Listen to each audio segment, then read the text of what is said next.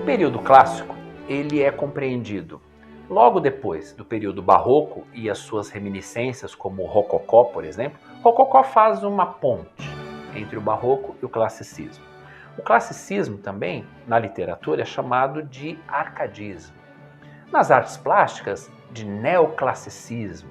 Mas na história da arte e também na história da música, se a gente falar em período clássico, a gente está falando do mesmo período. Bom, foi uma época de muitas transformações para a humanidade. Transformações políticas, transformações de pensamento, transformações sociais. E através de alguns exemplos, eu vou procurar mostrar para vocês o que foi esse período tão rico aí, basicamente do século XVIII, né?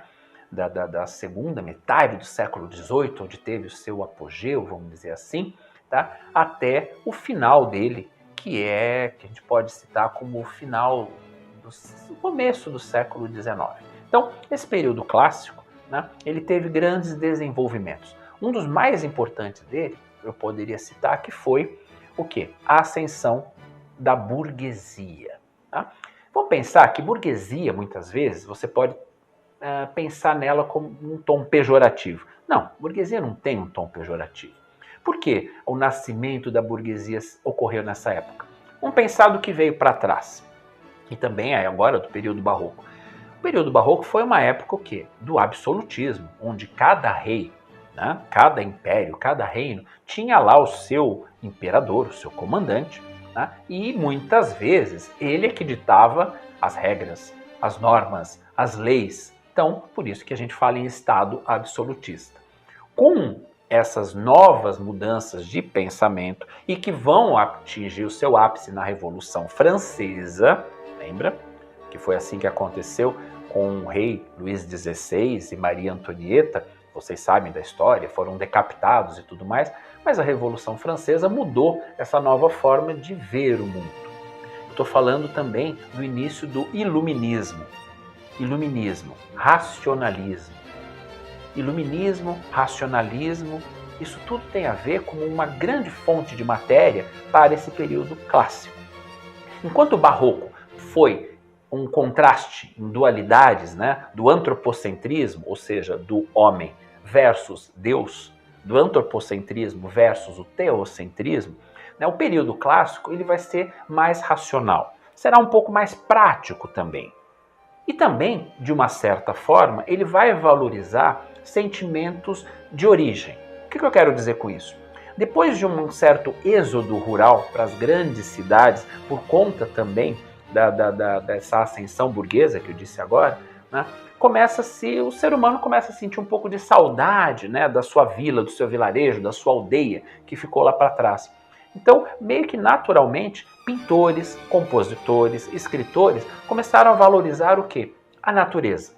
Hoje parece óbvio para a gente falar de natureza, recursos naturais, mas no século XVIII não era. Foi um momento que, agora que a igreja vai ter menos poder, ela vai mandar menos nas formas de composição e criação.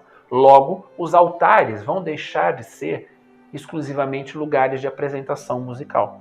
Da mesma forma, os reis absolutistas, agora os reis vão ter menos poder. Então, a música, as artes plásticas não vão estar mais concentradas entre os palácios e suas salas de música e concertos e os altares das igrejas. Agora essa classe burguesa, ela vai ter um espaço dela. Aí os arquitetos da época lutaram para criar e projetar o quê? Espaços para essa nova classe. Essa classe que agora tem dinheiro para pagar por cultura. Essa nova classe que agora tem dinheiro para pagar por entretenimento.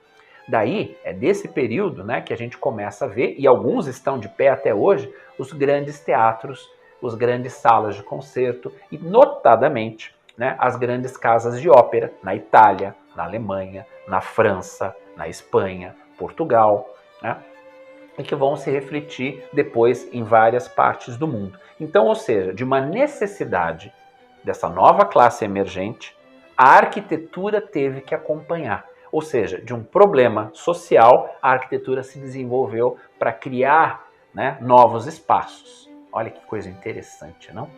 Então, agora, já que existem esses espaços para a burguesia, os compositores também se tornaram o quê? Mais livres, acima de tudo, né? E principalmente para se criar. A gente cria algo novo quando a gente tem conhecimento daquilo que já aconteceu. Então a gente tem que imaginar assim, Beethoven só é o que foi, por quê? Ele absorveu tudo que veio antes dele. Ele absorveu a música de Mozart, quase um seu contemporâneo. Ele aprendeu literalmente com Joseph Haydn, mas aprendeu também com os barrocos todos, com toda a música polifônica do período renascentista também. E só por conta desse conhecimento é que ele fez a grande obra revolucionária.